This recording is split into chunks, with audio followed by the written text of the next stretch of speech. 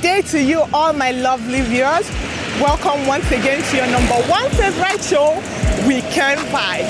As always, we got packed full package in store for you today as we'll discuss how to fill names on documents.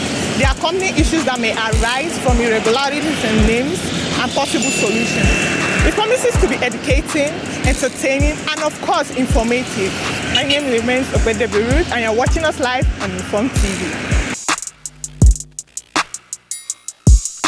Presented with a document where we ought to give information about ourselves. In some cases, we're expected to fill out our last name, middle name, and our first name. This will definitely get someone who has no prior knowledge of such a tough time deciding which of our names is first and which is last.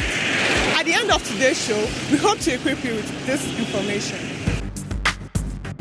Good morning, sir. Good morning. I must confess you look good today. Thank you very much. So I want to ask you a very short question. If your family's name is John, or let's say James, if your family's name is James and your name is John, which of these names is your last name? Well, my own normal sense, I prefer writing my first name. That's my son name. So if my son is going to be James, then I will go with James. Okay, as your last name? Yes. All right, thank you very much, sir. If your family name is James and your birth-given name is Catherine, what will be your last name? James. Are you sure James will be your last name? Assuming your family's name is James and your birth-given name is John, which of these two names is your last name? My last name. Yes. My last name is John. My back name. All right, John. Thank you very much, sir. Assuming your family name is James, then your birth-given name by your parents is what? John. What will be your last name among these two names? I will go with John. John will be your last name. All right. You're sure John will be your last name? John will be my last name. All right, thank you very much.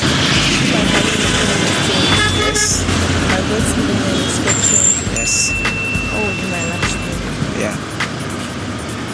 It should be James, Catherine, Esther. Okay. All right, please. I would like you to just pick one. Which of these two names I gave you, James and Catherine, which one will be the last name? The first name, which is your family name, Okay. James. Okay. Then Catherine would be your last name. Okay, so which are we going with now? Just give us one. Catherine, with your last name. Yes, your last name. Catherine. Catherine. All right. Are you okay with that? All right. Thank you very much. This here is your family name. All right. Then Catherine is the name your parents give you that you bear. Yes. So what will be your last name? My last name will be James. Your last name will be James. Yes. Are you sure your last name will be James? Yes. All right. Thank you very much for your time. Most of us are familiar with surname as our father's name or family name. So when you get a document that doesn't have surname printed on it, we get confused. Your surname is the same as your last name. Also, when filling a document for official use, for example, when opening a bank account, registering for NYSC, submitting CV for employment, it is required that all names on all documents must tally. Thank you all for joining us today. See you next time. Stay informed, stay safe.